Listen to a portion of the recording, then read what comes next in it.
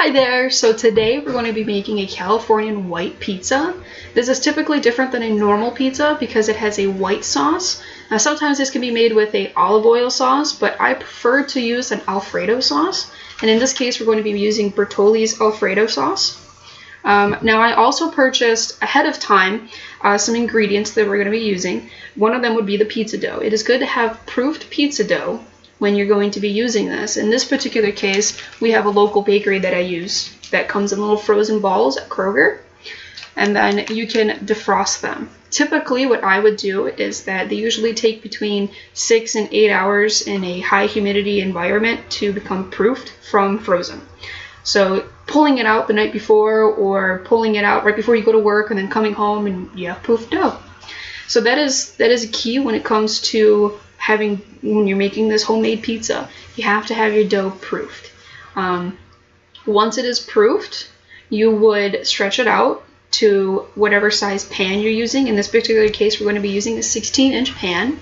So you want to stretch it out, but you want to make sure not to cause any tears. If it starts to tear, it's either overproofed or underproofed, and that depends on the texture of the dough. You'll start to learn the dough, and different brands, they're different.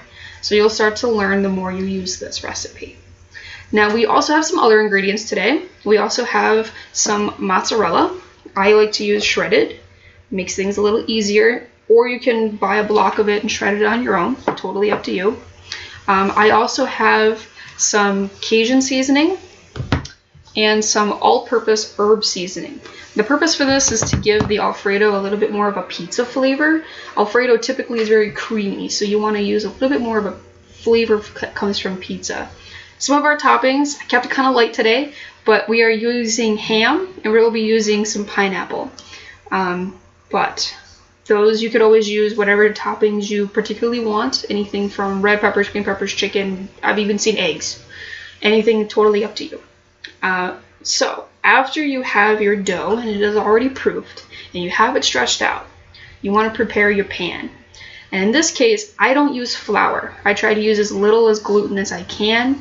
But that's just a personal choice. So I use olive oil. Using olive oil and spreading it out onto the pan so it's nice and evenly coated, but not soaping, so it's not like a puddle. So you want to just have a coating as if you were cooking in some like bakeware, okay? So you want to spread out your dough, kind of like I have here. I already have it pre-done. And then you want to take a fork, and you want to use that fork, grab a spoon. You want to take your fork, and you want to poke holes all throughout your pizza everywhere. I don't know how well you can see, but I did that already. So ahead of time, I already poked the holes. The holes are so it releases the air, so you don't have these massive air bubbles in your pizza. After you do that, you want to take your sauce. The sauce is the most important part. And you want to take it and you want to daub a couple of tablespoons here and there, and you want to spread it all out.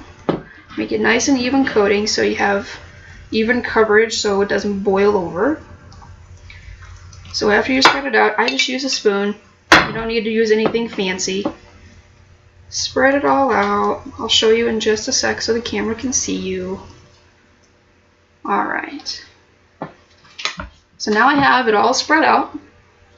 And then I'm going to be using my seasoning, both my Cajun and my herb.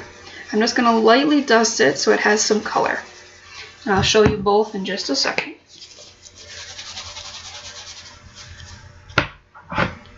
Some color on it.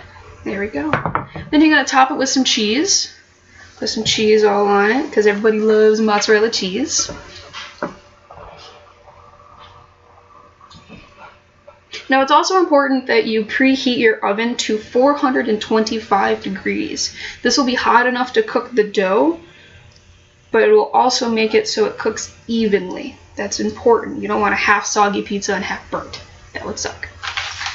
So now that I have the mozzarella all spread out, nice and even, oops, put some there.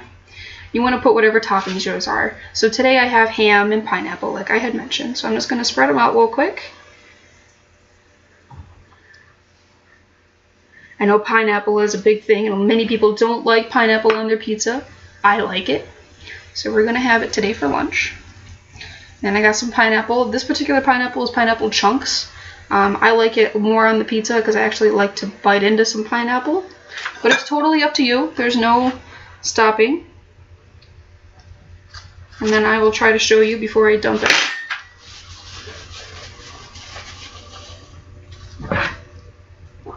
Ooh, lost one. So like I said, you want to have this preheated. You want to have your oven preheated to 425 degrees. This is going to cook roughly between 12 and 15 minutes. It's based on how done you want your dough, and also how much olive oil you put on. The more oil, usually the longer you need to cook it for. So in this case, this should take about 13 minutes. I like my crust just a little bit more done. So unfortunately, I didn't have another pizza to show you, but I can submit you a picture at the end as part of the demonstration. I only have one pizza pan. So, but the pizza should be done and nice and crisp. It should have some little brown spots on top, just like you would get from like a normal pizza oven or a normal pizza place, like your Jets Pizza or your Pizza Papalas. It's totally up to you. But that's how you make a Californian white pizza. Thank you.